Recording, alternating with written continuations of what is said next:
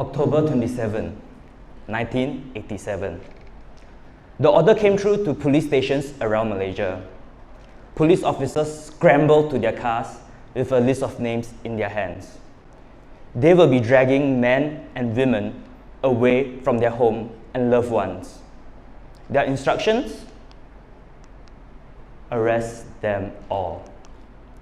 Operasi Lalang was one of the biggest and darkest moments in Malaysian history, where it oversaw a detainment and arrest of 116 individuals under the Internal Security Act, a preventive detention law in Malaysia. And many people were actually abused during this time, during that detainment. There were so many that were brutally interrogated and investigated. Many of them will not know when they will be released from this ordeal. And these people are just ordinary people like you and me. And even after 32 years, we are still living in this reality here in Malaysia today. And so, this ponders a question. There's so many injustices happening, and to be honest, they can actually happen to you too. Now, before I begin, let me just share with you a little bit of my background. I used to be a student here in University Utara, Malaysia, and I was studying International Affairs Management. And during my final semester, I actually had this opportunity to intern in SUARAM, SUARAM, Malaysia, and we were focusing on civil and political rights. So during those times, we actually had a lot of fun where we did so many things. And so we actually learned so much about the human rights here in Malaysia. So what happened during those times made me realize that human rights was so important. And throughout those 4 months, I've learned so much from there. So what I'm going to be talking about today is human rights in terms of civil and political rights, the preventive detention laws in Malaysia, and one of the stories of the victims that I experienced with, and what you can do about the preventive detention laws in Malaysia. Because there's so many voices that are suffering, there's so many voices that are unheard, and this is my story to tell you. So, as you all know, human rights is something which is basic, fundamental, and it promises your freedom of everyone here. As you can see on the slide, all human beings are being born free and equal. This is enshrined in the Universal Declaration of Human Rights, which states that all people must have justice in their lives. And so, knowing that civil and political rights is actually a subset of human rights. Okay, never mind, we continue on. So, in that sense, when we talk about civil and political rights, we are talking about a certain category in human rights, because human rights is so broad in this area. And it happens to the part where it comes down to civil rights. Civil rights, which means the integrity of the individual, number one, where it's freedom of religion, freedom of movement, and freedom of expression. And political rights, which means natural justice, that you need to be in accordance to the law, procedural justice. So that means if, let's say, you have something wrong that's happening to you, you have the right to your lawyer. So, moving on from that. So, when we talk about human rights and all this kind of thing, it's actually guaranteed in our federal constitution. So, yeah, I was talking about this earlier, natural justice, right to trial, right to life. Right. So, it's actually promised in the federal constitution under these articles that you see right here, right now. But, let's say, for example, I think you're dangerous. I think you're a threat to my society, my state. You see all these rights here? They don't mean anything anymore. They are gone. Because under Article 149 in the Malaysian Constitution, these people that are suspected, the government has the right to take away all these things. It's empowered by the Constitution. And under Article 151, they don't even need to explain to you why. So for example, let's say I think you're a threat to my nation, you're a threat to society. I can arrest you, and I don't really need to explain to you why. Give that a thought. And being in that sphere itself, this is where preventive detention laws come in really badly on people. Because it's also known as detention without trial, for those who do not know. It's basically very simple on how it works. So going through that constitution thing, we can see number one, if let's say the police is actually suspicious of you, they will arrest you. They don't even need proof, they just know that you are cause of suspicion, they will arrest you. Number 2, they will actually place you in solitary confinement if you are found guilty. And you can be detained for up to 60 days in solitary confinement, which is something not really fun. Number 3, you will not have access to your legal counsel. That means it's very limited. You will have it later on, but for now, you do not have that right yet.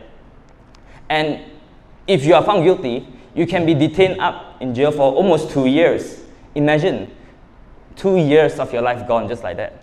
And the icing on the cake is renewable. So if let's say I'm dangerous and the people that arrest me think I'm still dangerous after 2 years, they can renew this thing over and over and over and over again. And this is what happened with my previous story in Operasi Lalang.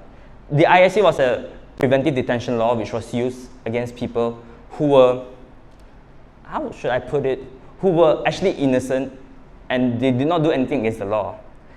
It is very horrendous that these tools are happening because this is actually used as a very effective way to counter people who are not really with you. Certain people will use it for their own agendas.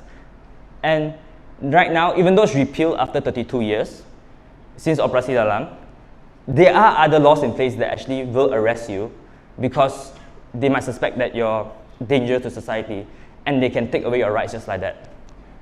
So in a way, we can only be safe through 3 ways. One is a writ of habeas corpus. For those who are not studying law, this means that your lawyer can actually submit this thing to you and they say, look, you are unlawfully detaining this individual, set them free. Number 2, a pardon from the king. This is straightforward. And number 3, when they don't deem you to be a suspect anymore. So basically, these are the only 3 ways to be free, and what are the odds in that happening? So here right now are the preventive detention laws in Malaysia. First you have SOSMA, POCA, POTA, NSC, and the DDA.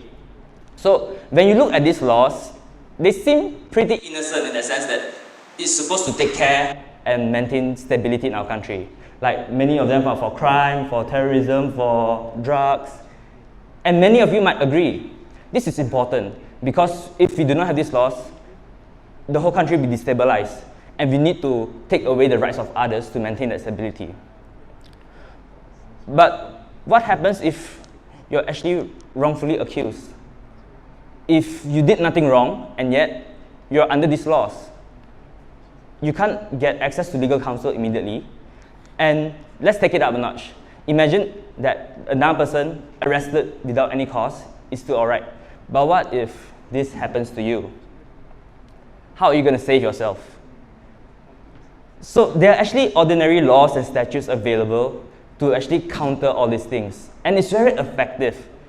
So there is a need to step away from these laws and just to realize that is it right for me to detain someone against their own free will? So we are not accusing them anymore of doing wrong. We are actually condemning them to a sense that you are guilty, you are a criminal, and that's why we must put you in jail. So these are the things that we must be aware of when we think of preventive detention laws. And I will share with you this story where when I was in SUARAM, I was actually with this person. His name was Ang Kieng Kok. So bear with me for a while, because Ang Kieng Kok was actually this normal individual with his friends in a car, and they were chilling and cruising around, just relaxing just like that. And then suddenly the police comes up and stops them. They suspect them of stealing this car because this car was stolen, and they brought them to the police station for interrogation. What happened was brutal. The police became violent when they were interrogating, and they started to abuse them. So much so that one of the person with Ang at that particular moment was abused so badly that he died. Now imagine someone dying in front of you while being interrogated by police, and you're not even charged with a crime yet, you're only suspected of it. So this happened. Sri Balamurugan actually passed away in custodial death, and this should not even happen at all. So what happened next was when the police found out about this, like when Sri Balamurgan died, they started to arrest Ang again and again to make sure that he keeps silent of the things that he saw. So after weeks, not days, but weeks of being in and out of jail, he finally was free, and he actually hid. In a sense, he didn't run away from the country, but he went away from his home because he was scared now. He was petrified. And he went to live with his friend. And by right, this should all have been over. But unfortunately, he was not over for him. Because after that, he was actually in his friend's house, where they raided the house that was in and suspected him of burglary as well. And because he was arrested again, he did not want to endure this ordeal. So he actually was advised to plead guilty to the crime so that he can serve his sentence and be set free. But on the day when he was about to be set free, he was arrested again under POCA. Now, this is where it's really funny, because he was arrested under POCA, he was up to solitary confinement for 60 days, and he was later placed under house arrest. And going through all these things, you might think, this guy has been suspected for theft and burglary. So there is a cause to put him in this thing, right? Let me just tell you this. Ang so far has been the main point of the story. He might be guilty, he might be innocent, who knows, but let me just ask you, what if I told you that Ang Kieng Kok was only 16 years old? 16 years old. Imagine, when I was 16 years old, I was going for tuition, sleeping, and hanging out with my friends. Whereas Ang Kieng Kok, who was 16 years old, was under arrest for weeks and weeks like that. So it makes you think, why is this law, which is for criminals, which is for terrorism, being used against a kid? And it was later revealed in the newspaper that there are actually 159 juveniles under POCA. So imagine your sibling, your younger person that you might know, are arrested under these laws, and they can't do anything about it. And even after these results were out, the minister actually announced that these people under this law, there's only one left during this entire time. But it's still horrendous, isn't it? That these laws are actually happening in our country. So the thing that struck me the most was because these laws are really effective in its way, and they can silence you within the noise. So I actually went to interview Ang himself when I was still in SUARAM, and you see this picture, that's the electronic monitoring device that he has to wear because he's under house arrest. And so when this happened, he cannot leave his house. He has to stay there for the next, I don't know how long, until they are satisfied with him, and then he can go. And being at this age, how do you feel? You cannot go out from your home, you cannot live within a certain radius, you can't go to school, you can't work. It's insufferable.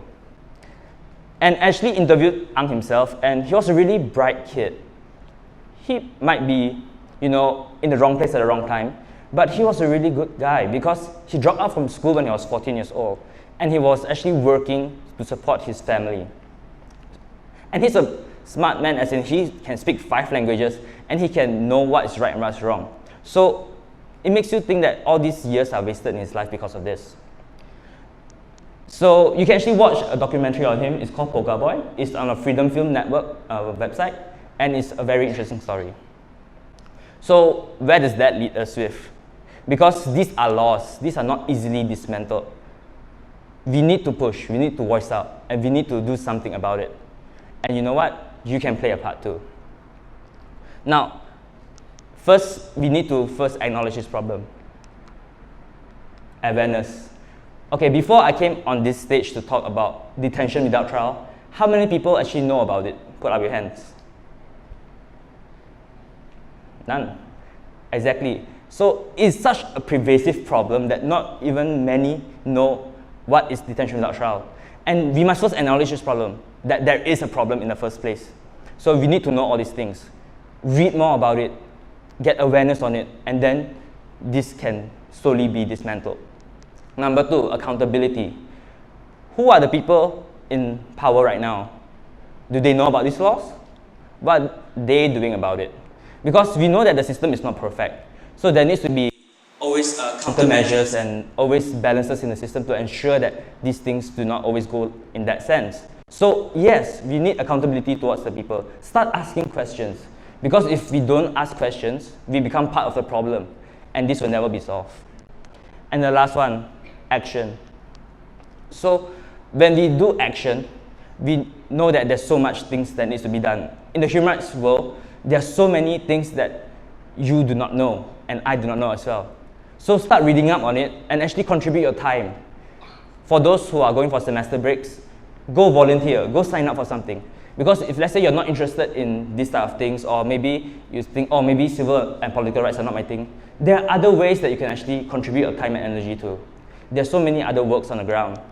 And just to give you a brief overview, these are the major human rights organizations there are. And if you do not know already, we actually have a human rights commission in Malaysia, which is called SUARAM. So yes, go volunteer, sign up, and maybe even do an internship, because these are important things that you can contribute time with. And now, we need to know that human rights is something which everyone should champion for. Because if we do not, who will? I'm going to share with you a short story.